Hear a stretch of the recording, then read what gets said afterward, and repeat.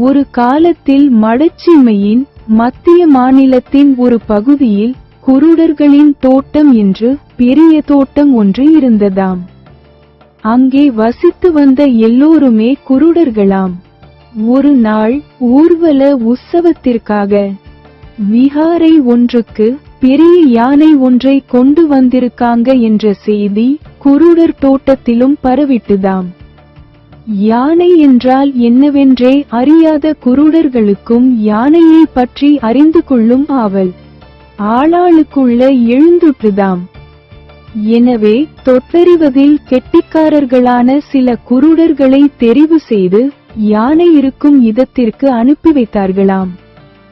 யானை இருக்கும் இடத்தை அடைந்த அந்த குருடர்களுக்கு யானையை தடவியறிவதற்கு அனுமதி அளித்தானாம் யானைப்பாகன். அதன்படி யானையின் அருகே சென்று யானையின் காலை தடவியவன் யானை என்பது பெரிய உரல் போல என்று நினைத்து கொண்டானாம். யானையின் தும்பிக்கையை தடவியவன் யானை என்பது பெரிய உலக்கை போல என்று நினைத்து கொண்டானாம். யானையின் வாலை தடவியவன் யானை என்பது பெரிய குஞ்சம் போல என்று நினைத்து கொண்டானாம். யானையின் காதை தடவியவன் யானை என்பது பெரிய சுளகு போல என்று நினைத்து கொண்டானாம். யானையின் முதுகின் கீழ் தடவியவன் யானை என்பது பெரிய சுவர் போல என்று நினைத்து கொண்டானாம்.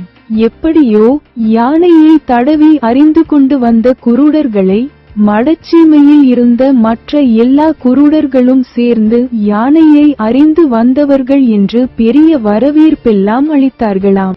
யானை என்பது பெரிய உரல் போல, பெரிய உலக்கை போல, பெரிய குஞ்சம் போல, பெரிய சுளகு போல, பெரிய சுவர் போல என்று அவனவன் உணர்ந்து கொண்டதை சொல்ல, அவன் சொல்வதுதான் சரி, இவன் சொல்வதுதான் சரி என்று மற்ற குருடர்களும் கூட்டம் கூட்டமாக பிரிந்து கொண்டாங்களாம். இதில் வேடிக்கையான விஷயம், இக்காலத்திலும் கூட மடச்சீமையின் குருடர்கள் மட்டுமல்ல, கண்ணுள்ள பார்வை உள்ளவர்களும் யானை என்பது அதுபோல இதுபோல என்று கூட்டம் கூட்டமாக பிரிந்து வாதிட்டு கொண்டிருப்பதுதான். அதென்பது சில இடங்களில் ஆலிம்கள் எனப்படுகின்றவர்கள் மார்க்கத்துல அந்த கொள்கைதான் சரி, இந்த கொள்கைதான் சரி என்று பிரிஞ்சு கொண்டு தொண்டை கிழிய கத்திக் கொண்டிருப்பதை போல. நல்ல நேரம் இப்படியெல்லாம் எங்கட ஊருல இல்லை.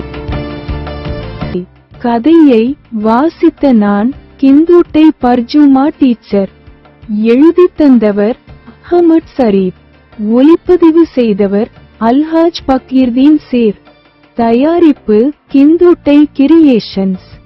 எப்படியோ இந்த மடச்சீமை கதை சில பேருக்கு விளங்கும், சில பேருக்கு விளங்க சுணங்கும், இன்னும் சில பேருக்கு சுணங்கினாலும் விளங்காது. மறுபடியும் சந்திப்போம் 4வது மடச்சீமை கதையுடன். இன்ஷா அல்லாஹ்.